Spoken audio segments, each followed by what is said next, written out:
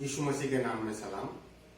आज का बाइबल पाठ लिया गया है लूका की किताब दूसरा अध्याय उसका 43वां पद, जहां पर इस प्रकार से लिखा है, जब वे उन दिनों को पूरा करके लौटने लगे तो बालक यीशु यरूशलेम में रह गया और यह उसके माता पिता नहीं जानते थे। प्रार्थना करेंगे। प्रभु, हम धन्यवाद देते हैं इन वचनों के द्वारा। प्रभु, आप हमसे बोले, बातचीत करें ताकि हम आपके वचन के साचे में हम अपने आप को ढाल सके। प्रभु जी हमारे हृदय को खोल खुदावन, ताकि हम तेरे वचनों की गहराई को समझ सकें और अपने आत्मिक जीवन को बड़े आनंद के साथ प्रभु हम इस संसार में जी सके। प्रार्थना यीशु के नाम से मांगते हैं, आमीन। हम इस पद को बहुत अच्छे से जानते हैं कि यीशु मसीह अपने माँ बाप के साथ यरूशलेम गया, लेकिन उसके माता पिता यीशु को यरूशलेम में ही भूल गए और यीशु मसीह को छोड़कर वो अपने नगर वापस जाने लगे। लेकिन कुछ समय के बाद जब उन्हें पता चलता है कि यीशु मसीह उनके साथ नहीं है, उनके कुटुंबियों के साथ नहीं है, तो उसके माता पिता फिर वापस यरूशलेम जाते हैं और यीशु को ढूंढते हैं। मेरे प्रियो, हम इस बात को समझने की कोशिश करेंगे कि हमारे जीवन में यीशु मसीह हमारे साथ साथ चलने वाला परमेश्वर है। वो हमें जीवन से भी बढ़कर बनाने वाला परमेश्वर है। हमारी हर परेशानियों में, हर परिस्थितियों में, वरन मृत्यु की वादियों से भी यदि हम होके गुजरते हैं तो भी हमारा परमेश्वर हमारे साथ रहता है। यदि सिंहों की मांद में है तो भी हमारा परमेश्वर वहां पर है। यदि हम आग के भट्टे में हैं तो भी हमारा परमेश्वर वहां पर है। हमें इस बात को समझना है कि उत्पत्ति की किताब 5वां अध्याय उसके 22वें पद में बाइबल ये कहती है कि हनोक परमेश्वर के साथ चलता था, लेकिन शमूएल की किताब में बाइबल ये कहती है कि परमेश्वर दाऊद के साथ चलता था। ये दो व्यक्ति हैं, एक तरफ हनोक है, एक तरफ दाऊद है, लेकिन परमेश्वर जो है वो कॉमन है।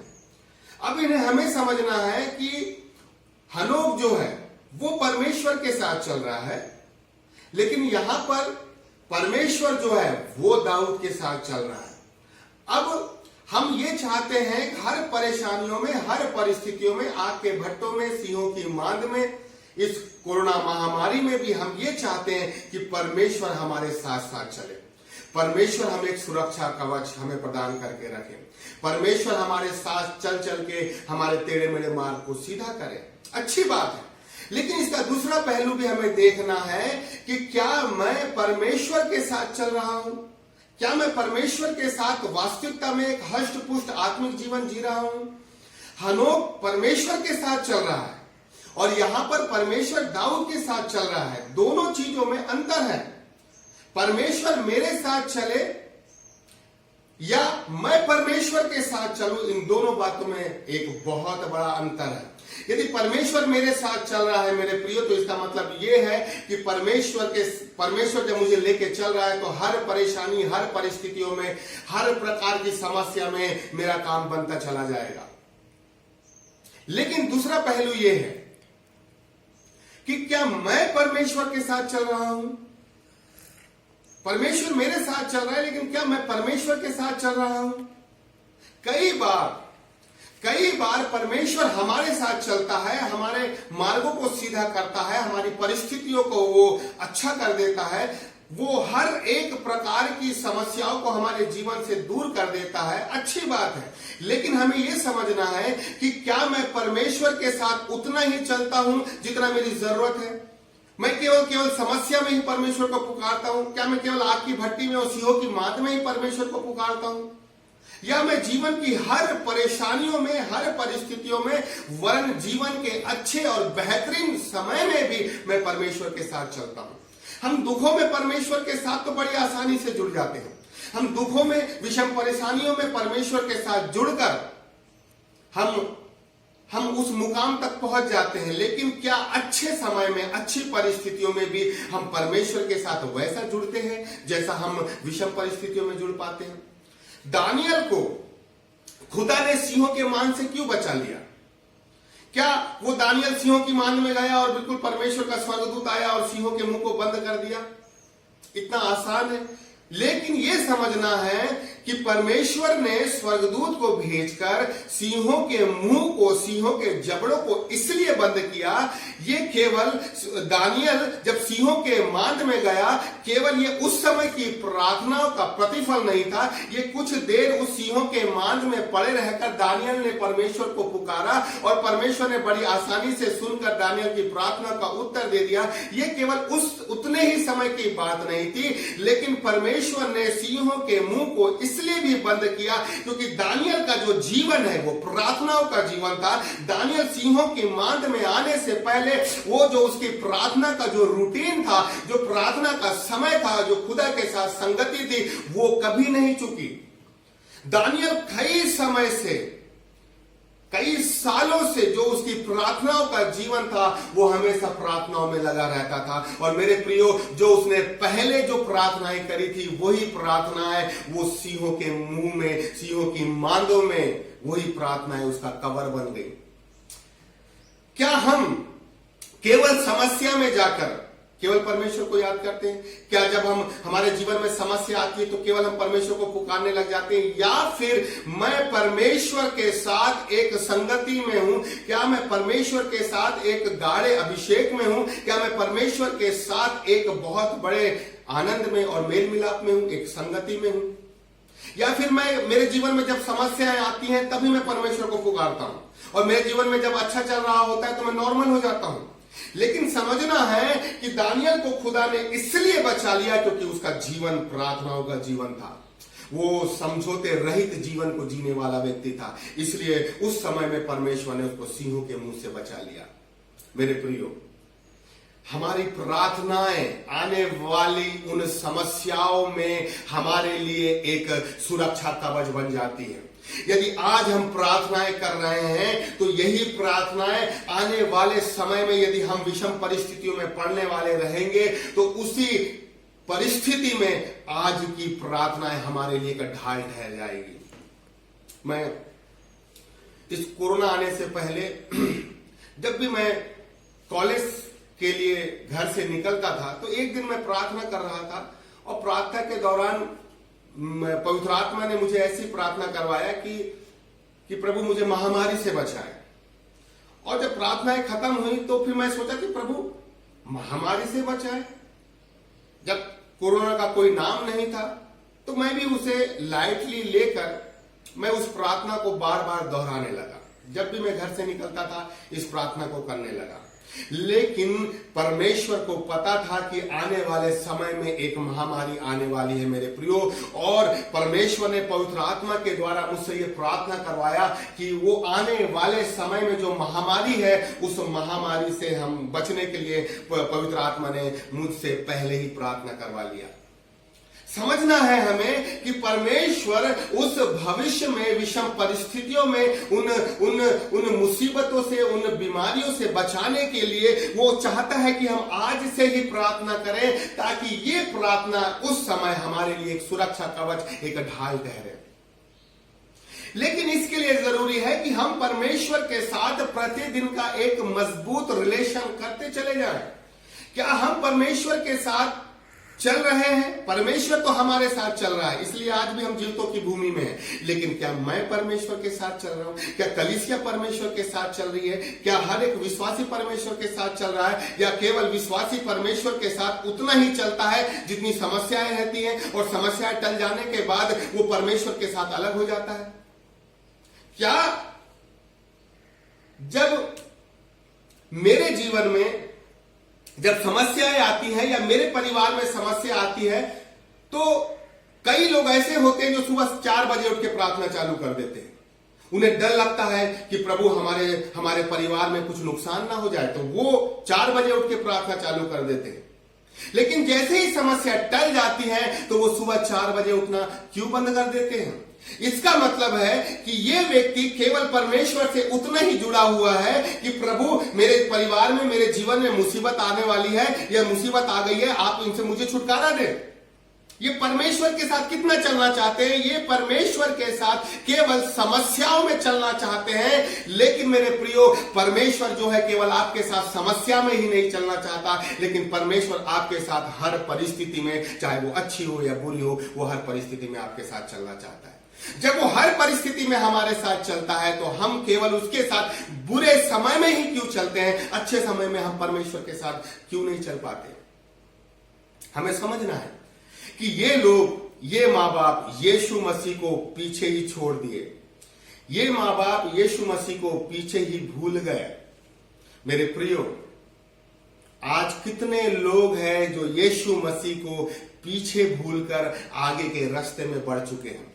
आज बहुत से ऐसे लोग हैं जिन्होंने यीशु मसीह को पीछे छोड़ दिया है और वो खुद आगे बढ़ते चले जा रहे हैं। लेकिन उन्हें ये पता होना चाहिए कि जो हमारा काम बना सकता है, जो हमें जयवंत कर सकता है, जो हमें हर परिस्थिति से निकाल सकता है, जो हमें सिंहों के जबड़ों से बचाने की सामर्थ रखता है, जो हमें कोरोना से बचाने की सामर्थ रखता है, वो पीछे छूट गया है। और जब अगर हम उसके बिना आगे चलते चले जाएंगे मेरे प्रियो, तो एक समय ऐसा आएगा कि कहीं ना कहीं हम प्रभावित हो जाएंगे। इसलिए मेरे प्रियो, आप देखिए कि ये माँ बाप जो है, जब इन्हें पता चला कि यीशु पीछे रह गया है, ये वापस यरूशलेम गए और फिर यीशु मसीह को लेके गए। मैं आपको बताना चाहता हूं कि यदि आप यीशु मसीह को पीछे भूल चुके हैं, यदि आपने यीशु मसीह को पीछे छोड़ दिया है मेरे प्रियो, और उसके बिना आपने अपना सफर तय कर चुका है, आपने एक यात्रा चालू कर दी है, तो एक समय के बाद जब आपका काम होना बंद हो जाएगा, जब आपके जीवन में सफलता आना बंद हो जाएगी, एक समय के बाद जब आपको यह महसूस होगा कि मेरा काम होने में बड़ा लेट हो रहा है, बड़ा विलंब हो रहा है, तब आपको समझ में आएगा कि एक परमेश्वर जो मेरे साथ चलता था वो मेरे साथ चलना बंद कर दिया है। तो आपको समझना है कि उसी वक्त आपने यीशु को जहां छोड़ा है, आपको वहां जाना है और फिर से यीशु मसीह को अपने साथ लेके आपको चलना चालू करना है। मैं आपको बता दूं कि कई लोगों ने यीशु मसीह को छोड़कर अपने आत्मिक जीवन और संसारिक जीवन की यात्रा चालू कर दी है। कितने लोग हैं ऐसे, कितने पासवान हैं, कितनी कलीसियां हैं, कितने ऐसे लोग हैं जिन्होंने अपनी मिनिस्ट्री में यीशु मसीह को पीछे छोड़ दिया है और वो खुद आगे बढ़े जा रहे हैं, वो आगे भगते जा रहे हैं। लेकिन एक समय आएगा मेरे प्रियो, जब हमें एहसास होगा कि नहीं, मेरा खुदा पीछे छूट गया है, तो आपको वापस जाना है और आपको वहां से फिर यीशु मसीह के साथ एक यात्रा चालू करना है। मैं आपको बता दूं कि जहां आपने यीशु को छोड़ा है, फिर से उस स्थान में जाए। यदि कई लोगों का जीवन था कि वो कमरे में जाते थे और प्रार्थनाएं करते थे मेरे प्रियो, लेकिन उनका प्रार्थनाओं का जीवन अस्त व्यस्त हो गया है और वो प्रार्थना नहीं कर पा रहे हैं, तो आप उस कमरे में जहां यीशु को छोड़े हैं, आप उस कमरे में, उस प्रार्थना के कमरे में जाएं और फिर से आप प्रार्थना चालू करें और यीशु मसीह के साथ उस कमरे से बाहर निकले। बाइबल कहती है कि यूसुफ जहां जहां जाता था, परमेश्वर उसके काम को सफल करता था। क्यों? क्योंकि परमेश्वर जो है यूसुफ के साथ चलता था। अगर परमेश्वर हमारे साथ चल रहा है, यदि हमने परमेश्वर को पीछे नहीं छोड़ा है, यदि हमने परमेश्वर को भूल नहीं गए हैं, और यदि परमेश्वर हमारे साथ चल रहा है और हम परमेश्वर के साथ चल रहे हैं, आप गड्ढे में जाएं, आप पर व्यभिचार का दोष लगाया जाए, आप कहीं आपको बेच दिया जाए, आपको जेल में चले जाएं, लेकिन एक समय आएगा कि परमेश्वर आपके साथ गड्ढे से होता हुआ जेल तक पहुंचेगा और आपको जेल से वो शिरोमणि बनाएगा। परमेश्वर आपको शिरोमणि बनाएगा। यदि परमेश्वर आपके साथ चल रहा है तो आत्मिक और सांसारिक जीवन में खुदा आपको शिरोमणि बनाएगा। लेकिन आपको समझना है कि ऐसा नहीं होना चाहिए कि मैं गड्ढे में हूं तो परमेश्वर को पुकार लूं, मैं व्यभिचार का अगर किसी ने मुझ पर आरोप लगाया है तो परमेश्वर को पुकार लूं, यदि मैं बेच दिया गया हूं तो परमेश्वर को पुकार लूं, लेकिन जैसे ही मैं शिरोमणि बनूं तो मैं परमेश्वर को भूल जाऊं। मेरे प्रियो, समझना है कि जीवन की विषम परिस्थितियों में यदि परमेश्वर ने हमें संभाला है और परमेश्वर को हम लेके चल रहे हैं और परमेश्वर हमें लेके चल रहा है, तो खुदा जब शिरोमणि बनाए तो आपको उस स्थान में रहकर भी परमेश्वर का धन्यवाद देना है और वहां पर भी परमेश्वर के साथ बने रहना है। एक पद हम अगर निकाले, 2 कुरिन्थियों उसका 2 अध्याय उसका 14वां पद, 2 कुरिन्थियों, ये पद मुझे बहुत अच्छा लगता है। 2 अध्याय उसका 14वां पद, जहां पे इस प्रकार से लिखा है, परंतु परमेश्वर का धन्यवाद हो जो मसीह में सदा हमको जय के उत्सव में लिए फिरता है और अपने ज्ञान की सुगंध हमारे द्वारा हर जगह फैलाता है। यहां क्या लिखा है?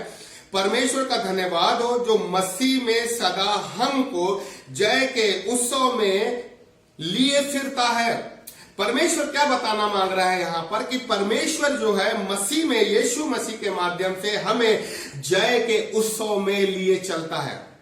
वो हमें जयवंत नहीं करता, वो केवल हमें सफल नहीं करता, लेकिन जीवन के हर एक पड़ाव में खुदा जहां हमें जयवंत करता है वो खुद हमें लिए फिरता है। मतलब जहां जहां हम जयवंत होते हैं वहां वहां हमारा खुदा होता है। वो हमें जीवन के हर एक परेशानियों में, परिस्थितियों में हमें वो लिए चलता है। एक समस्या आती है, खुदा हमें उस समस्या में जयवंत करता है। फिर जब हमें परमेश्वर आगे लेके चलता है, दूसरी समस्या आती है, खुदा हमें दूसरी समस्या में जयवंत करता है। फिर परमेश्वर हमें आगे लेके चलता है, फिर समस्या आती है, परमेश्वर उस तीसरी समस्या में भी हमें जयवंत करता है। जीवन में समस्याओं को आने दे, जीवन में विषम परिस्थितियों को आने दे, जीवन में आर्थिक तंगी को आने दे और आप देखें कि खुदा आपके साथ रहकर आपकी आर्थिक तंगी को, आपकी विषम परिस्थितियों को कैसे बदलता है। खुदा हमारे माध्यम से काम करना मांगता है और अपने एग्जिस्टेंस को बताना मांगता है कि हमारा परमेश्वर हमारे साथ है। वो हमें जय के उत्सव में लेके चलने वाला मेरा परमेश्वर है। वो हर समय, हर परिस्थितियों में हमें वो हर परिस्थितियों में हमें जय के उत्सव में लेके चलता है। अब आप दाऊद के जीवन में आए। दाऊद जब गोलियत के आगे था, परमेश्वर ने उसे जयवंत किया। यदि वो फलिस्तियों के आगे था, परमेश्वर ने जयवंत किया। वो अमालेकियों के आगे था, परमेश्वर ने जयवंत किया। वो रेगिस्तान में था, वो जंगल में था, वो साउल के डर के मारे यहां वहां भाग रहा था, लेकिन परमेश्वर ने तब भी दाऊद को जयवंत किया। मेरे प्रियो, आप दाऊद के जीवन को देखें, हर परेशानियों में, हर परिस्थितियों में परमेश्वर ने उसको छोड़ा नहीं, लेकिन परमेश्वर ने हर परेशानियों में, हर परिस्थितियों में दाऊद को सम्मानित किया और जयवंत से बढ़कर किया। एक हिस्सा बता दे कि जहां पर दाऊद ने कोई युद्ध हारा हो। कोई युद्ध दाऊद ने नहीं हारा। आप समझे कि जिसके साथ परमेश्वर रहता है वो एक युद्ध भी हार नहीं सकता।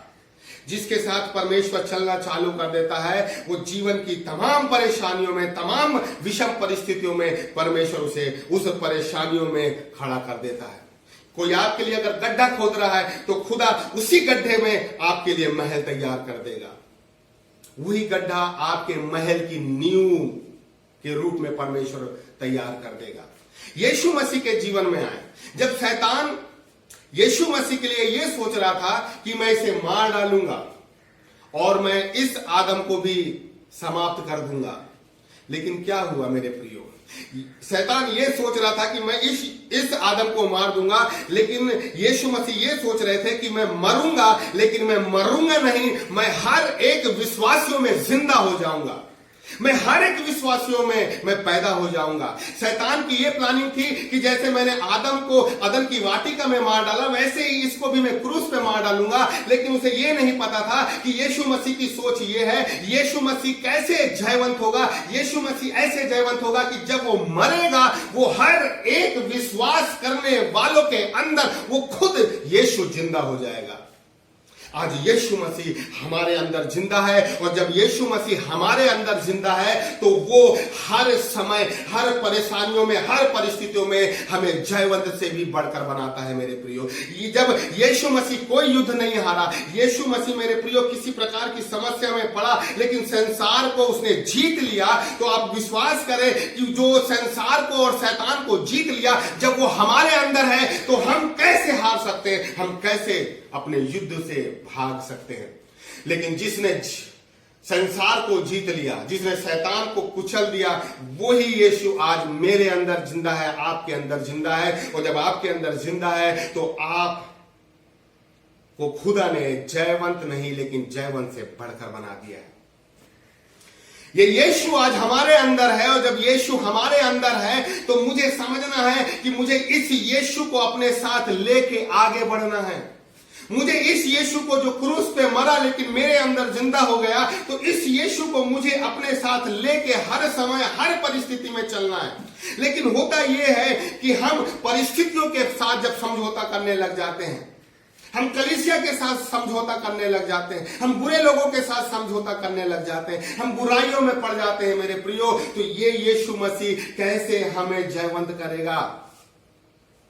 हमें समझना है कि ऐसे तमाम लोगों से हटते हुए यीशु मसीह जो मेरे अंदर है, और जिस रास्ते से यीशु मसीह चला है उसी रास्ते से यीशु मसीह मुझे भी चलाएगा। और जब यीशु मसीह मुझे उस रास्ते से चलाएगा मेरे प्रियो, तो फिर मुझे नहीं लेकिन वो पवित्र आत्मा के माध्यम से वो मेरी अगुवाई भी करेगा कि मुझे कैसे लोगों से कैसा फेस करना है, मुझे कैसे लोगों से कैसी बात करना है, मुझे इस परेशानियों से परिस्थितियों से कैसे खुदा मुझे जयवंत करना है। तो ये पवित्र आत्मा के माध्यम से यीशु मसीह हमारी अगुवाई भी करेगा। आप यीशु को लेके चलते जाएं। यदि आप यीशु को लेके आगे चल रहे हैं और सामने यदि पहाड़ भी आ जाए, तो वो पहाड़ को यदि आप कहोगे कि तू उखड़ के यहां से चले जा, तो वो समुद्र में चला जाएगा। यदि आप यीशु को अपने अंदर लेके चल रहे हैं और आपके सामने यदि कोई वृक्ष भी आ जाए, उसको कहेंगे कि उखड़ के समुद्र में चला जा, तो वो चला जाएगा। यदि यीशु आपके अंदर है और इस यीशु को लेके यदि आप आगे चल रहे हैं और आपके जीवन में चाहे लाल समुद्र भी हो और आप बोलो कि तू लाल समुद्र दो भाग हो जा, तो वो भी दो भाग हो जाएगा। यदि इस यीशु को लेके आप चल रहे हैं और यरीहो की दीवार भी क्यों ना आ जाए, वो यरीहो की दीवार को टूटना पड़ेगा। यदि इस यीशु को लेके आप चल रहे हैं मेरे प्रियो, तो बड़े बड़े पहाड़, बड़ी बड़ी चट्टान, बड़ी बड़ी दीवारें और शैतान की चाहे कितनी भी ताकतें आपके सामने क्यों ना खड़ी हो, लेकिन यदि यीशु को लेके आप चल रहे हैं, तो उस शैतान को भी आपको जगह देना पड़ेगा, उस लाल समुद्र को भी आपको जगह देना पड़ेगा। इस जयवंत से बढ़कर यीशु के साथ आप चलना चालू करें और आप अपने जीवन में देखें कि कैसे यीशु आपके सामने आने वाले तमाम शत्रुओं को, विषम परिस्थितियों को आपके जीवन से कैसा दूर करता है और आपको जयवंत से भी बढ़कर बनाता है। प्रार्थना करें। प्रभु, जितने लोगों ने ये वचन सुना है, एक एक व्यक्ति आशीषित होने पाए मेरे खुदा, और अपने जीवन में यीशु को अपने अंदर लेकर चलने पाए। प्रार्थना यीशु के नाम से मांगते हैं, आमीन।